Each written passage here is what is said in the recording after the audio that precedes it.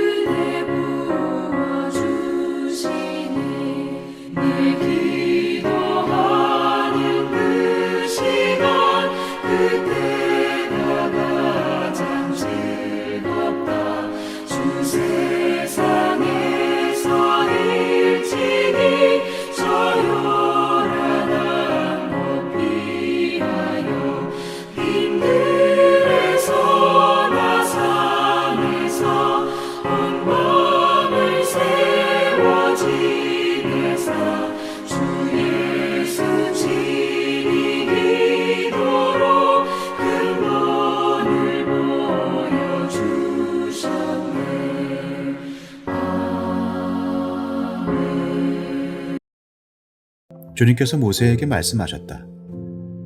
누구든지 주에게 거룩한 제물을 바치는데 어느 하나라도 성실하지 못하여 실수로 죄를 저지르면 그는 주에게 바칠 속건 제물로 가축대에서 흠없는 순양 한 마리를 가져와야 한다.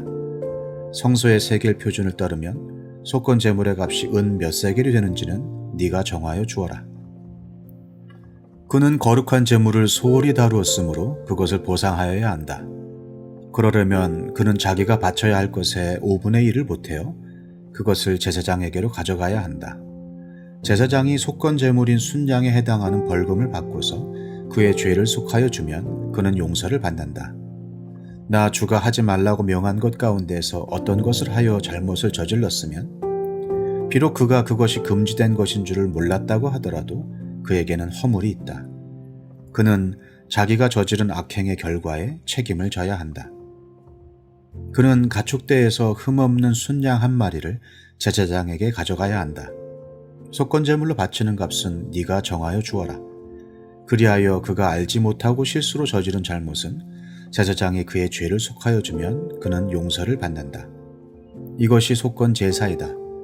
그는 주를 거역하였으니 이 일에 책임을 져야 한다. 레위기 6장. 주님께서 모세에게 말씀하셨다. 누구든지 나 주에게 성실하지 못하여 죄를 지으면 곧 이웃이 맡긴 물건이나 담보물을 속이거나 도둑질을 하거나 이웃의 것을 강제로 빼앗거나 남이 잃어버린 물건을 줍고도 감추거나 거짓 증언을 하거나 사람이 하면 죄가 되는 일들 가운데서 어느 하나라도 하면 그래서 그가 그런 죄를 짓고 유죄 판결을 받으면 그는 자기가 강도질을 하여 훔친 물건이든 강제로 빼앗아서 가진 물건이든 맡고 있는 물건이든 남이 잃어버린 물건을 가지고 있는 것이든 거짓으로 증언하면서까지 자기의 것이라고 우긴 물건이든 모두 물어내야 한다. 그는 이 모든 것을 모자람이 없이 다 갚아야 할 뿐 아니라 물어내는 물건값의 5분의 1에 해당하는 값을 보태어 본래의 임자에게 갚되 속건 제물을 바치는 날로 갚아야 한다. 그는 주에게 바치는 속건 제물을 제사장에게 가져가야 한다. 그것은 양떼 가운데서 고른 흠없는 순양 한 마리로서 그 속건 제물의 값은 네가 정하여 주어라. 제사장이 주 앞에서 그의 죄를 속하여 주면 그는 사람이 하면 죄가 되는 일들 가운데서 어느 하나라도 하여 지은 그 죄를 용서받게 된다. 하나님과 동행하는 거룩한 삶 레위기 5대 제사 중 5번째 속건제에 대해서 살펴보겠습니다. 번제, 소제, 화목제는 하나님께 자원하여 드리는 헌신과 감사의 제사이고 속제제와 속건제는 죄를 사하는 제사입니다. 속건제의 특징은 배상, 보상입니다. 속건제를 배상제라고도 하는데요. 속건제는 하나님과 이웃에게 배상이 필요한 죄를 저질렀을 때 드리는 제사입니다. 속건제는 크게 둘로 나눌 수 있는데 5장 14절에서 19절은 하나님의 성물에 피해를 입혔을 때 드리는 제사입니다. 하나님께 드려야 할 성물을 제대로 드리지 못했거나 혹은 하나님의 성물에 피해를 입힌 경우이고요. 두 번째로 6장 1절부터 7절은 이웃에게 경제적인, 물질적인 손해를 입힌 경우입니다. 2절을 보시면 이웃이 맡긴 물건이나 담보물을 속였거나 갯돈을 들고 도망갔다든지 투자를 받았는데 다 낭비해 버렸다든지 아는 사람과 동업했는데 그 동업한 사람이 다 들고 야반 도주했다든지 이런 경우고요. 도둑질을 했거나 이웃의 것을 강제로 빼앗았거나 착취입니다. 대기업이 중소기업에게 갑질을 한다든가 임금을 체불한다든가 또 젊은 청년들 데리고 열정폐를 뜯어낸다든가 또 남이 잃어버린 물건을 줍고도 감추었거나 출애굽기를 보면 너의 원수의 소가 길을 잃을지라도 찾아서 갖다 줘라. 그러니까 남의 물건을 잃어버린 거라도 우리가 함부로 취해서는 안 되고 거짓 증언을 하였거나 거짓 맹세를 한 경우죠. 오늘날 이제 구두 맹세는 아무런 법적 효용이 없지만 고대 사회에서의 이 맹세는 인감도장을 찍는 것과 같습니다. 그래서 하나님의 이름으로 맹세를 하고 하나님의 이름으로 이제 사기를 친 거죠. 자, 속건제로 드리는 제물은 하나님의 성물이나 이웃에게 피해를 입힌 경우나 두 경우에 제물은 똑같이 드리는데요. 자, 첫 번째로 속건제는 두 가지 제물을 드려야 되는데 첫 번째로 숫양을 하나님께 제물로 드려야 됩니다. 속제제는 경제적인 차등에 따라서 제물의 차이를 주었지만 속건제는 일괄적으로 모든 사람이 숫양으로 제물을 드려야 하고요. 하나님께 숫양으로 제물을 드리고 여기에 더하여서 자신이 피해를 입힌 원금 플러스 20%를 더해서 배상해야 합니다. 자, 이 속건제의 예물, 두 가지 예물을 드리는 순서가 중요한데, 먼저 피해자에게 원금과 20%를 더해서 배상하고, 그리고 나서 제단 앞에 순양을 드려야 합니다. 이 순서를 주님께서도 말씀하셨는데, 마태복음 5장 23절 24절에 그러므로 내가 제단에 제물을 드리려고 하다가 내 형제나 자매가 너에게 어떠한 원한을 품고 있다는 생각이 나거든 너는 그 제물을 제단 앞에 놓아두고 먼저 가서 내 형제나 자매야 화해하여라. 그런 다음에 돌아와서 제물을 드려라. 자, 사랑하는 성도님 여러분, 다른 사람의 돈을 띄어먹었습니다. 목사한테 돈 빌리고 안 갚고 다른 교회로 갔어요. 그런 사람들이 종종 있다는 거 아니겠어요? 자, 양심의 가책을 느꼈습니다. 그래서 하나님께 회개했어요. 하나님이 다 용서해 주셨다. 예수의 피로 깨끗게 되었다. 그리고 나서는 마음 편하게 두 다리 뻗고 잘 먹고 잘 삽니다. 자, 이것이 기독교가 말하는 회개가 아니다. 이것이 기독교가 말하고 있는 용서가 아닙니다. 자, 기독교의 이 왜곡된 용서를 꼬집은 영화가 밀양입니다. 주인공 전도연 씨, 시내가 남편을 잃고 하나뿐인 아들과 남편의 고향 밀양으로 내려와서 막 부자인 척 돈 많은 사람 척인 것을 했더니 그 아들이 유괴가 되어서 싸늘한 죽음으로 발견이 되었고 그 유괴범, 살인자는 잡혀서 이제 옥에 갇혔습니다. 남편과 하나뿐인 아들을 잃은 시내는 교회에 가게 되고 그곳에서 큰 위로를 받고 신앙의 힘으로 모든 것을 회복합니다. 그래서 이제 급기야 자식을 죽인 유괴범을 용서하기로 결단하고 교도소로 면회를 가요. 근데 목사님도 말리고 교회 식구들도 다 말리는데 그럼에도 불구하고 면회실에서 살인범을 마주하는데 이 장면이 영화의 압권입니다. 살인범이 시내를 향해서 그 아들을 죽인 자기가 아들을 죽인 그 어머니를 향해서 이렇게 말하는데요. 하나님이 나를 용서해 주셨습니다. 내가 감옥에 와서 하나님을 믿고 얼마나 평안하게 생활하고 있는지 모릅니다. 눈 뜨면 찬송하고 기도로 하루를 마무리 짓습니다. 내가 어머니께서도 하나님을 만나게 해달라고 기도했는데 하나님이 이렇게 응답해 주시니 감사합니다. 하면서 평안하게 웃는 살인범의 얼굴, 이것이 이제 영화의 압권이죠. 그래서 많은 기독교인들이 영화 속 살인범처럼 가짜 회개, 가짜 용서를 누리고 있음을 영화가 꼬집고 있죠. 5만 가지 죄를 다 짓고 사람들에게 말할 수 없는 피해를 주고 나쁜 짓은 사람들에게 다 해놓고 하나님께 용서받았다 하면서 평안한 얼굴로 아무 죄책감 없이 살아갑니다. 그러니까 대표적으로 예전에 막 깡패하던 사람이 막 하루아침에 막 목사 되고 이러는 거 아니에요? 자, 이거는 속건제가 말하고 있는 진정한 회개가 아니죠. 속건제가 우리 가운데 오늘 무엇을 말하고 있습니까? 하나님께 회개하기 전에 먼저 피해자에게 용서를 구하고 네가 끼친 손해를 배상해야 한다. 그리고 나서 하나님께 속죄의 제물을 드려라. 예수님이 우리의 속죄의 제물이 되어 주셨습니다. 그러나 피해자에게 끼친 손해의 배상은 내가 책임져야 하죠. 삭개오가 이 속죄의 원리를 잘 보여주고 있는데요. 삭개오가 예수를 만나고 회개하고 끝난 것이 아니라 주님, 내가 이제 남의 물건을 빼앗은 것에 대해서 4배로 갚겠습니다. 회개만 하고 끝난 것이 아니라 삭개오가 배상을 책임졌습니다. 내가 아내에게 잘못한 게 있으면 하나님께 회개하고 용서받고 끝나는 것이 아니라 아내에게도, 내가 상처를 준 교우에게도, 내가 잘못을 범한 이웃에게도, 피해자에게도 잘못을 구하고 용서를 받고 합당한 보상을 해야 합니다.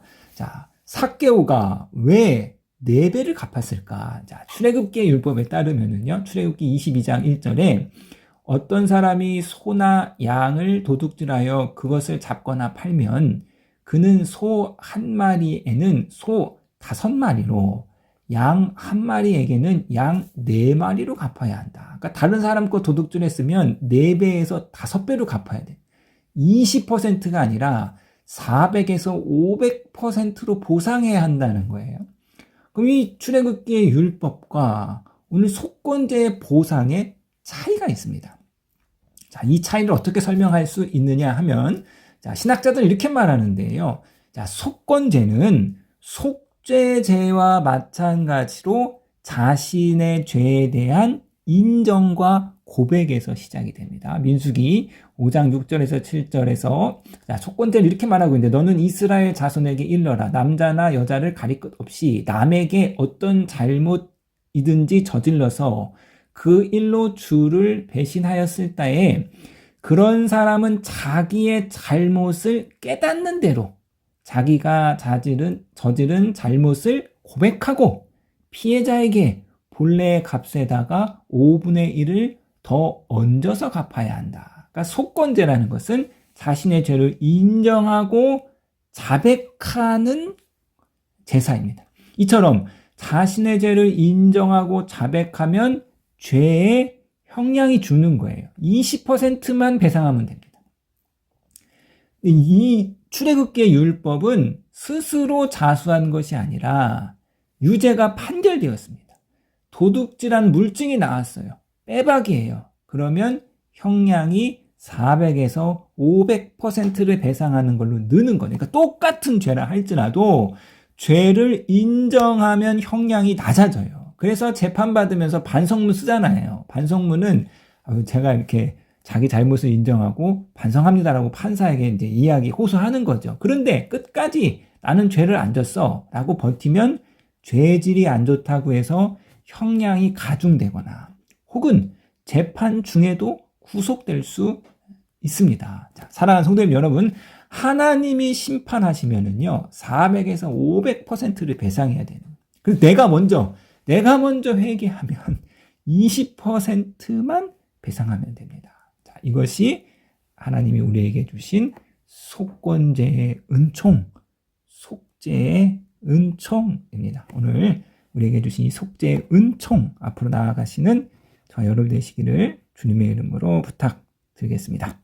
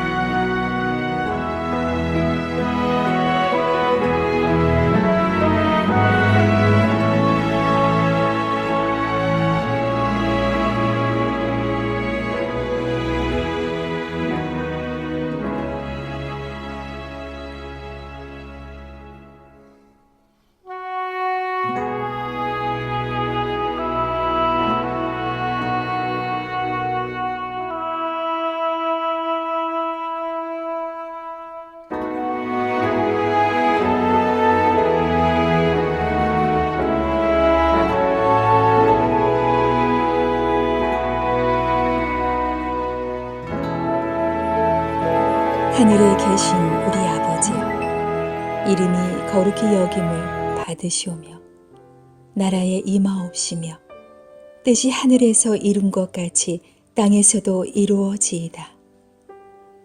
오늘날 우리에게 일용할 양식을 주옵시고 우리가 우리에게 죄 지은 자를 사하여 준 것 같이 우리 죄를 사하여 주옵시고 우리를 시험에 들게 하지 마옵시고 다만 악에서 구하옵소서. 대개 나라와 권세와 영광이 아버지께 영원히 있사옵나이다. 아멘.